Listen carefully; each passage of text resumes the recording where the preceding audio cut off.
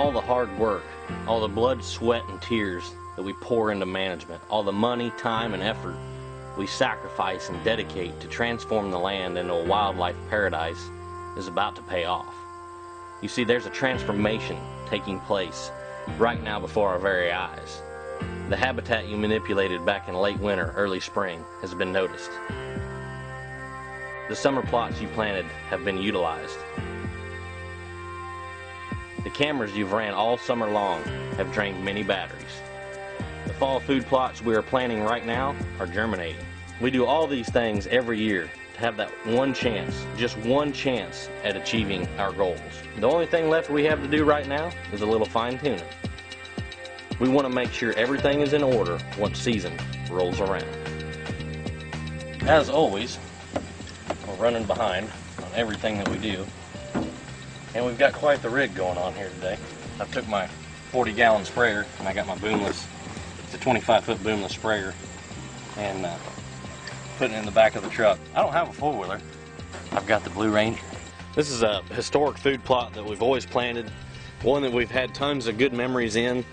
We don't necessarily always kill big deer out of it, but it's just a place that you can go and take somebody that's new to hunting, or, you know, like back in 2009, I took one of my good friends that I grew up hunting with, Tori Gannon. He don't get that much time to go bow hunting much up here in Illinois anymore, so took him and we had an afternoon that we will never forget.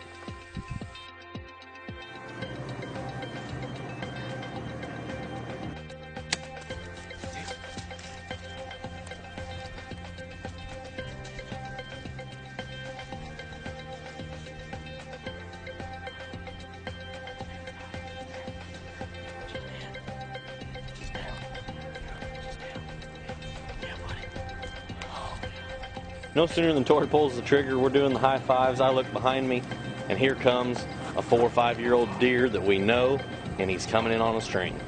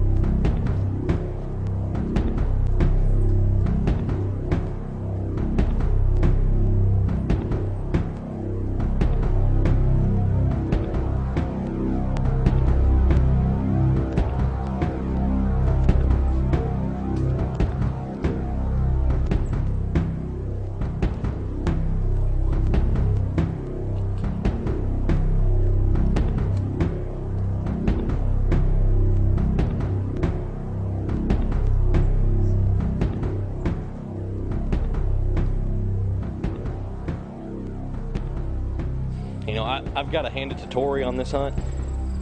He doesn't get to bow hunt that much anymore. The deer comes by at 41 yards. He's in a clear lane. He just doesn't feel comfortable with the shot. He doesn't take it. The deer walks off the plot.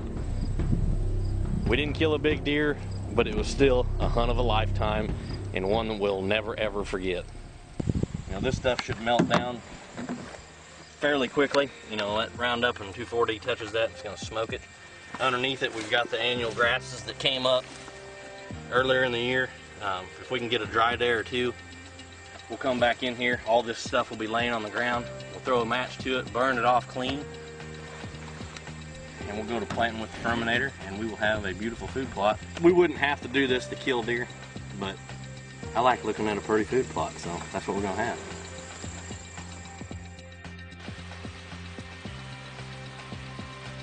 Back in Indiana, it's fall food plot time here, and I'm sitting in front of one of the soybean fields that you saw on an earlier episode that we protected with Milorganite, and man, did it work. All three of my food plots on this small property are in forage soybeans, and this is the shortest of the three, but the beans got ahead of the deer, and they are absolutely in fantastic shape. So the trick today is we've got some rain actually coming in right now. It's got a slight mist happening. But what I'm going to do is very simple. I'm going to take my Pennington Deer Greens and I'm going to just put it in an over-the-shoulder bag and directly broadcast this right on top of the soil. This is a great way to extend an agricultural field or a soybean food plot field into a late season greens field, which will be highly attractive through the rest of the hunting season and on into early next year.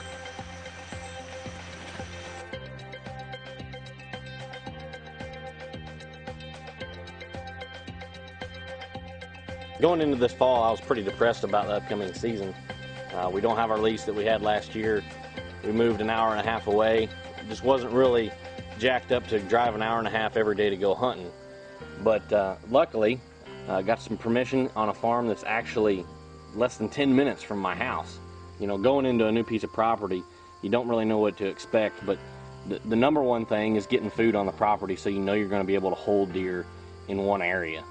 So that was our goal. The first thing we did was we picked out 2 areas for food plots.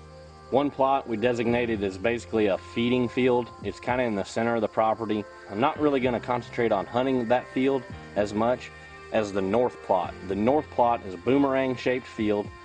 It's got several ridges that dump down into it. We've got our Pennington feeding frenzy in there. We've got plenty of soil moisture. The stand is already hung there. It sits on the point of the boomerang. We can hunt it with a north, northwest, anything north wind. The last thing we do, and we rely on this heavily, is trail cameras. And we couldn't be any happier to be associated with Moultrie. They've been making trail cameras for years. I still have one of the first trail cameras that I bought was a Moultrie. And talk about upgrade in technology from then to now. It's absolutely incredible.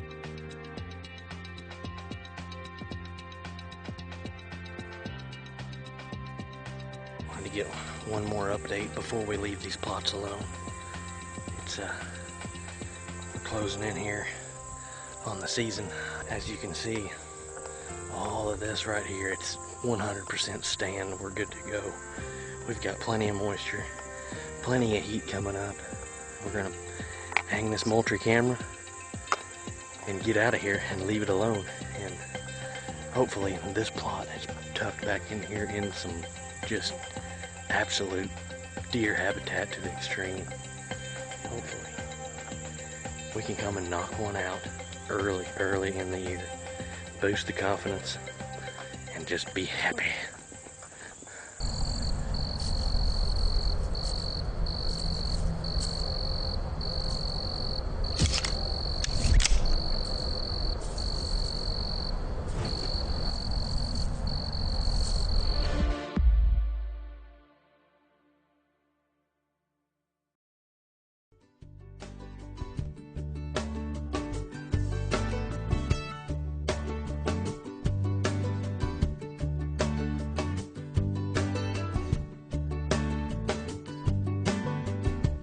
There's a place I go, tucked back in the pines, where a green field grows, my own little paradise. I'm thankful for this land and the life that it provides. See, the measure of a man is what he leaves behind. Oh, oh, take what you need and pass it on down.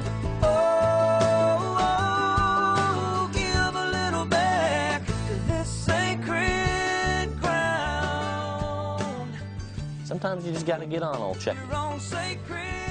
Let him loosen up a little bit. I am what I am. If you sit me down, I'm going to talk like this. In